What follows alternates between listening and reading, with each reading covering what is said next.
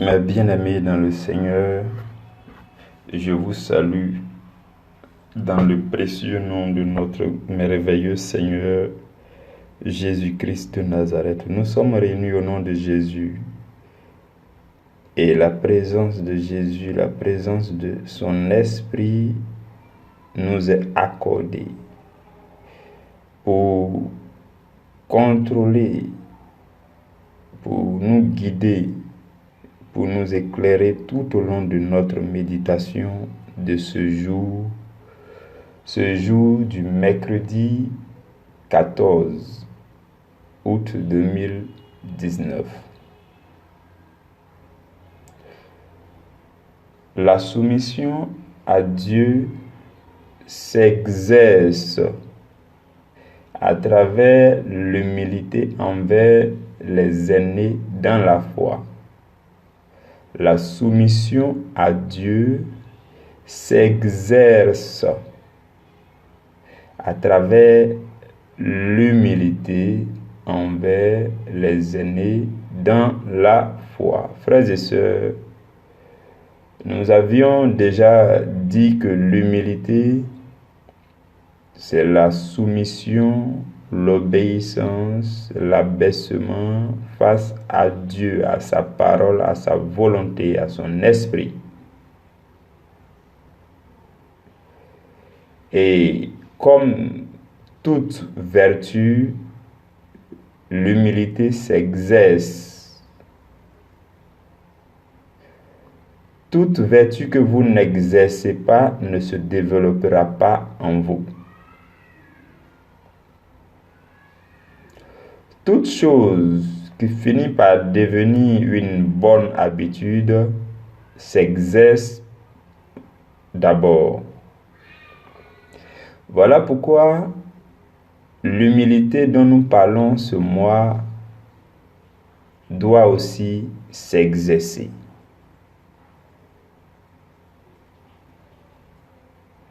Dieu désire que nous pratiquions l'humilité. Dieu ne désire pas que nous soyons orgueilleux, loin de là. Il veut que nous soyons des fils et des filles humbles, soumis à sa volonté, qui sont éclairés, qui ont des visions, qui savent dans quelle direction évoluer, qui reçoivent humblement les pas, les instructions pour évoluer dans cette direction. Voici ce que Dieu désire pour toi et pour moi. Et le fait de pratiquer, d'exercer, d'apprendre à nous soumettre à Dieu est de notre responsabilité. Le fait d'exercer une vertu est de notre responsabilité. Dieu ne va pas venir nous exercer à notre place. Je prends le simple cas du système éducatif humain. Le professeur, l'enseignant va vous donner toute forme de cours. Peut-être vous allez faire quelques TD ensemble. Mais quant à votre exercice individuel, chacun chez lui, le professeur ne viendra jamais vous faire l'exercice. Donc, Dieu nous donne un moyen, un environnement dans lequel nous pouvons nous exercer convenablement. Nous allons lire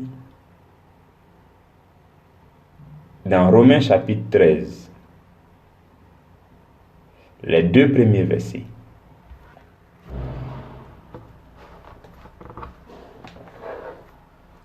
Que toute personne soit soumise aux autorités supérieures, car il n'y a point d'autorité qui ne vienne de Dieu.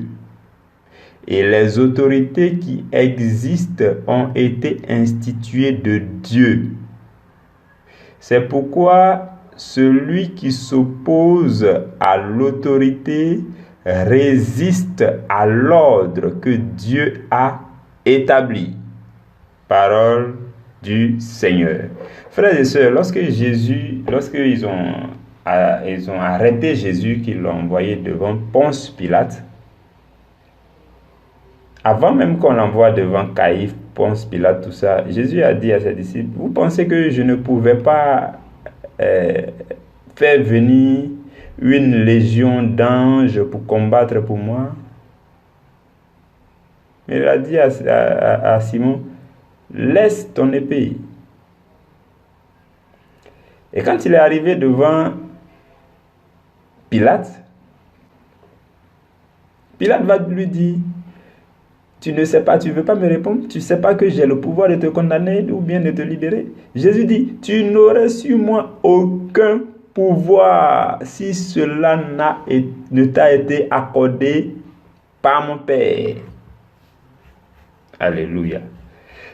Voilà comment Jésus a demeuré dans la soumission. Ça dit que il a obéi à Dieu dans toutes les dimensions. Même il a obéi à Dieu parce que Dieu veut qu'on se soumette aux autorités supérieures. Et même ils l'ont arrêté, il n'a pas voulu se défendre. Non, il faut juste rester calme, rester soumis. C'est ce que Jésus a fait. Il dit, tu n'auras sur moi aucun pouvoir. En réalité, sur cette personne n'a d'autorité sur son ami. Personne n'a d'autorité sur son ami. L'autorité que les gens ont leur est accordée par Dieu en vue de l'accomplissement du plan de Dieu. Et maintenant, Dieu peut vous mettre dans leur moule afin de vous exercer. Je voudrais qu'on suive bien ce que le Seigneur veut nous dire. Dieu vous met dans un environnement où vous avez un supérieur hiérarchique. Vous avez un responsable, que ce soit un environnement professionnel ou bien un environnement religieux. Dieu vous met dans cet environnement pour votre formation. Pour que vous puissiez exercer votre humilité. Pour que vous puissiez obéir à sa parole qui dit toute personne doit être soumise à l'autorité supérieure, sachant bien que cette autorité a été accordée par Dieu. Et il dit, si quelqu'un s'oppose à l'autorité, il s'oppose à l'ordre que Dieu a voulu établir dans cet environnement. Donc, si nous sommes quelque part, nous devons comprendre que nous sommes là pour nous exercer à l'humilité. Nous sommes là pour nous exercer à la soumission. Nous sommes là pour nous abaisser, pour obéir aux ordres du supérieur hiérarchique. Afin d'apprendre de nous exercer à obéir à Dieu. On ne peut pas dire qu'on obéit à notre supérieur hiérarchique. Et puis, dans notre marche avec Dieu, on n'obéit pas à Dieu. Non, l'objectif, c'est que pour mieux obéir à Dieu, vous apprenez, vous vous exercez à obéir à celui qui est en face de vous. Dieu veut qu'en obéissant à votre supérieur hiérarchique, un jour vous soyez prêt à guérir, à lui obéir à sa parole. Et alors, ce jour-là, Dieu pourra vous établir pour que vous aussi vous puissiez exercer une autorité sur d'autres personnes qui sont en train de s'exercer. Voici ce que nous dit la Bible, frères et sœurs. Donc, le plus souvent, Dieu nous met dans ces environnements pour nous former. Tu as un supérieur hiérarchique qui est difficile, qui est compliqué. D'ailleurs, le livre de, je ne sais pas si c'est Pierre ou bien si c'est Jacques, dit, soyez soumis à vos supérieurs, même les plus récalcitrants. La soumission aux supérieurs les plus compliqués, les plus récalcitrants est une très bonne formation. Parce que là, Dieu est en train... Souvenez-vous du roi David. Qu'est-ce qu'il n'a pas subi avec le roi Saoul? David passait tout son temps à le fuir. Malgré tout, David le respectait. David demeurait dans sa maison jusqu'au moment où Saoul a envoyé une lance contre David qu'il a esquivé. C'est alors qu'il s'est enfui. Et quand il s'est même enfui, lorsqu'il a appris que Saoul a envoyé des gens pour venir le tuer, il s'est enfui. Sinon, il demeurait dans la maison, il lui était soumis. Et même quand David était dans ses exils ou bien dans ces moments où il fuyait là, il passait tout son temps à respecter, honorer le roi Saoul. Et il pouvait dire, je ne toucherai point à loin de Dieu. Dieu l'a oint, ce n'est pas moi, je ne peux pas. Et David a eu des occasions pour porter main à Saoul, il ne l'a pas fait. Parce que l'autorité qui reposait sur Saoul venait de Dieu, de l'onction de Dieu.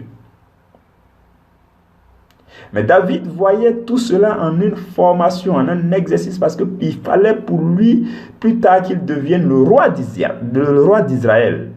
C'est ça la formation, l'exercice. Et devenu roi d'Israël, il est obligé d'être soumis à Dieu. Et il était bien soumis à Dieu parce qu'il s'était exercé lorsqu'il était soumis à Saoul. L'environnement dans lequel Dieu l'a mis, dans le gouvernement de Saoul, ou du moins dans l'équipe de Saoul, dans cet environnement-là, lui a permis de s'exercer, de se préparer à être soumis un jour à la volonté de Dieu. Donc, il était en train d'exercer son humilité.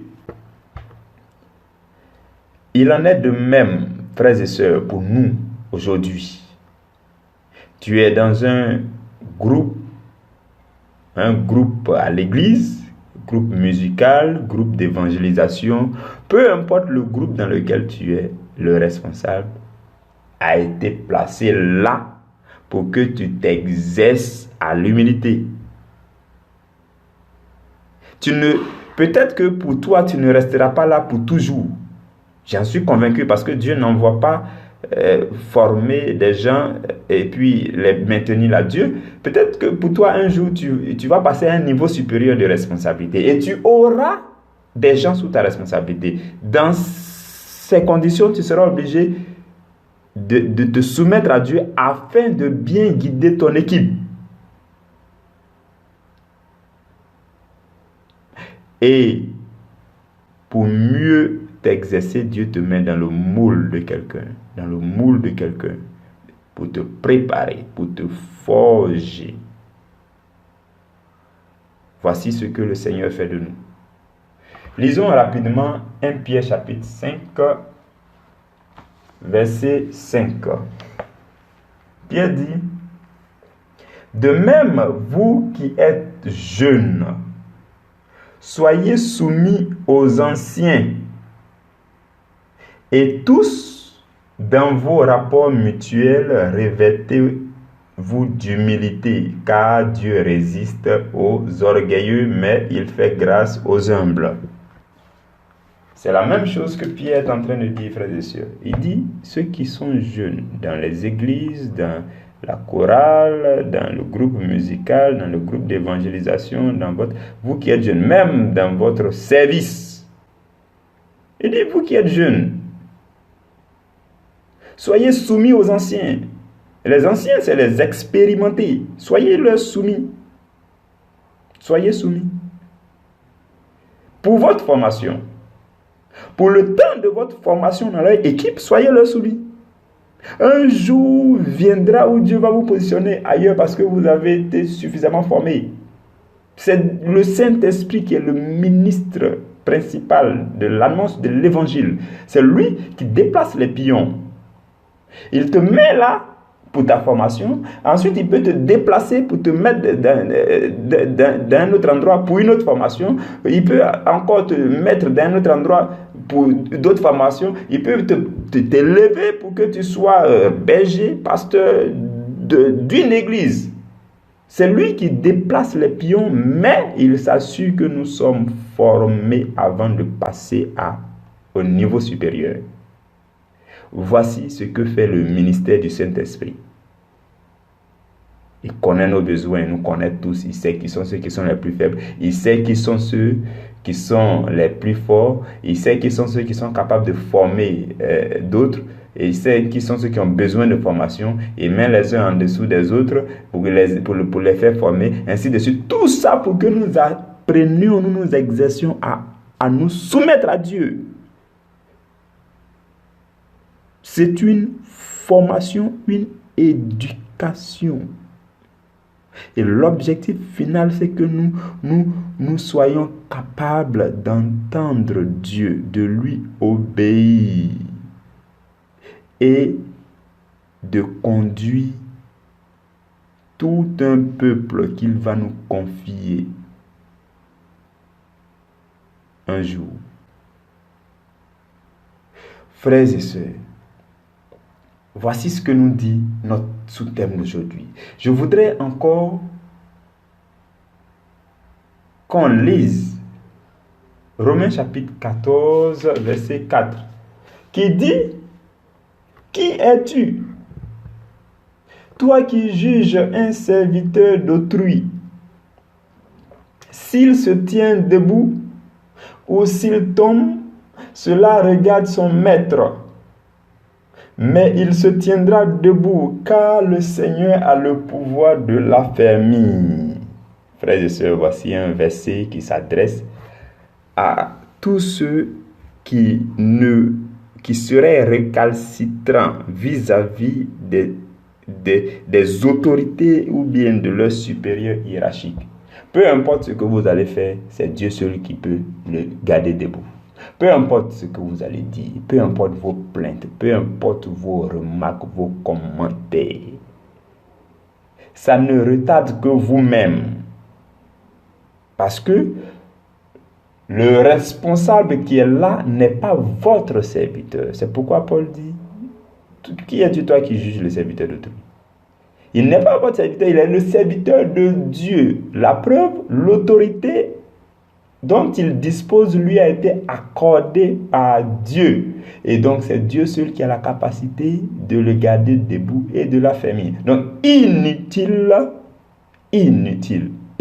de parler en mal contre un serviteur de Dieu. Cela ne fera que nous retarder nous-mêmes. Cela ne fera que nous enfoncer nous-mêmes. Cela ne fera que nous éteindre. Parce que si aujourd'hui tu parles en mal sur son compte, sache que si Dieu veut t'envoyer jusqu'au niveau où il est, tu vas affronter les mêmes difficultés. Et c'est là que certainement tu ne passeras pas ces barrières parce que tu n'as pas été soumis, humble, compréhensible lorsque lui il les avait affrontés. Frères et sœurs, c'est un principe à comprendre, à appliquer. Peu importe ce qu'un homme de Dieu fait, l'attitude la plus sage, c'est de se taire et puis d'observer, de ne pas donner de commentaires personnels. Souvent, je vois des gens passer leur temps à critiquer les hommes de Dieu à cause des manifestations étranges, des pratiques étranges. L'autre, pourquoi il fait le ministère comme ça? Pourquoi? Un jour, j'avais pris un collègue dans ma voiture qui me racontait qu'il est allé dans un temps d'évangélisation où l'homme de Dieu, quand il faisait le ministère, les gens tombaient. Ensuite, les malades, là, il prenait sa salive pour mettre sur leur bouche. Je lui ai dit, mais qu'est-ce qui est étrange? Il dit, non, moi, il ne peut pas faire ça. Non. Il dit, qu'est-ce qui est étrange? Tu lis la Bible, Jésus en a fait. Par 3 fois, Jésus a pris soit il prenait sa salive pour mettre sur la langue de quelqu'un, ou bien il fait la boue avec sa salive, et puis il met sur les yeux, et puis, ou bien il met dans l'oreille, et puis les aveugles voient, les sourds entendent, et puis les muets parlent. Donc, qu'est-ce qui est étrange aujourd'hui? D'autant plus que la Bible dit que si on croit en Jésus, on fera des œuvres plus grandes qu'il en a faites.